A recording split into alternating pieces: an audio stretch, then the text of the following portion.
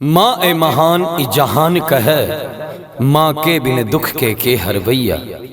माँ ए महान ई जहान कहे, माँ के बिन दुख के हरवैया। दास कबीर सुरदास जपे, मैं बिन की कृष्ण कन्हैया, मैं बिन की कृष्ण कन्हैया। एहिबेर दुर्गा पूजा के शुभ अवसर पर एमएमपी अपने लोकन के बीच लौक आयल बाबा विद्यापति के सुंदर सन भैरवी वंदना। जय जय भैरवी असुर भयावनी पशुपति भामिन माया।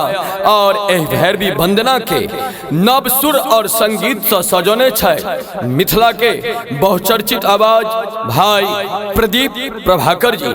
जी हाँ, तो अपने लोकन एहिबेर दुर्गा पूजा के अवसर पर जरूर सुनी कवि कोकिल चूड़ामणि बाबा विद्यापति सुंदर और अनुपम रचना भैरवी वंदना।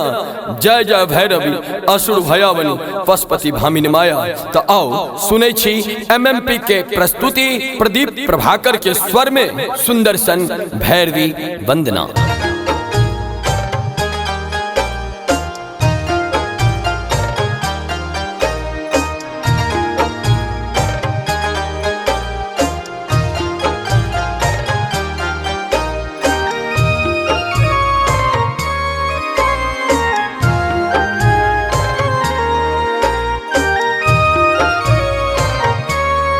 अपने सुन रहल छी एमएम प्रोडक्शनक प्रस्तुति।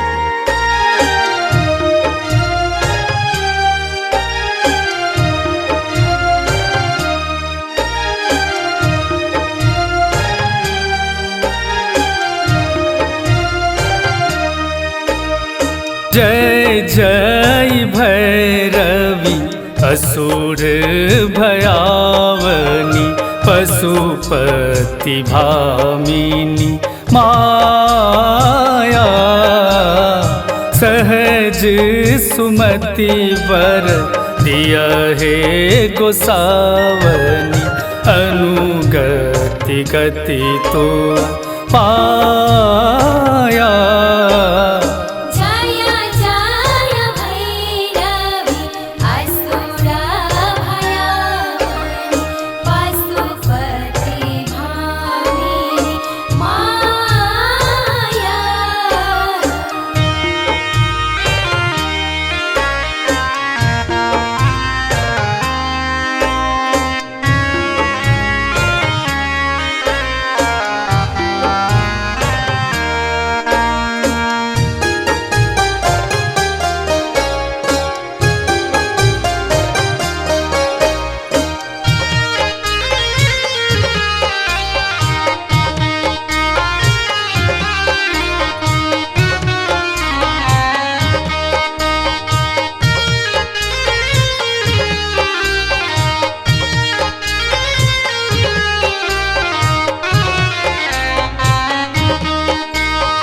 वासर रैन सवासन शोभित, चरण चंद्रमणि चूड़ा। कतवोक दैत्य मारी मुख मेलल, कतय उगली कल कूड़ा। जय जय भैरवी असुर भयावनी पशुपति भामिनी माया।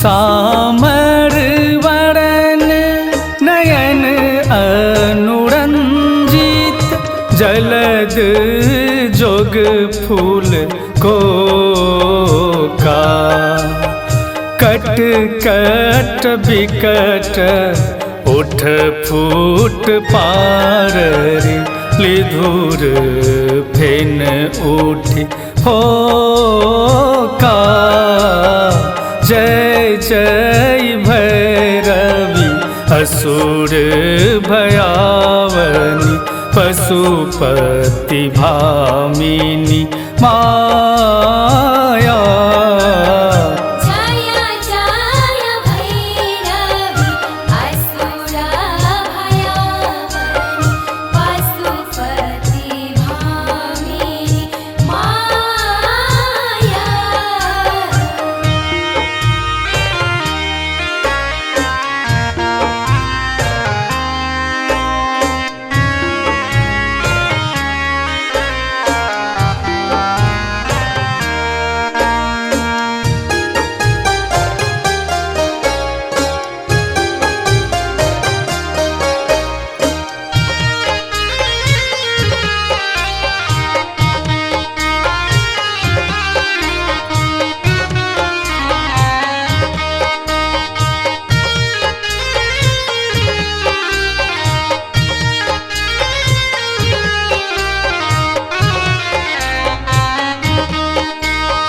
घन घन घनन घुंघरू कतबा जाय हन हन कर तुव काता विद्यापति कवि तुव पद सेवक पुत्र बिसरु जुनि माता जय जय भैरवी असुर भयावनी पशुपति भामिनी माया जय जय भैरवी असुर भयावनी पशुपति भामिनी माया।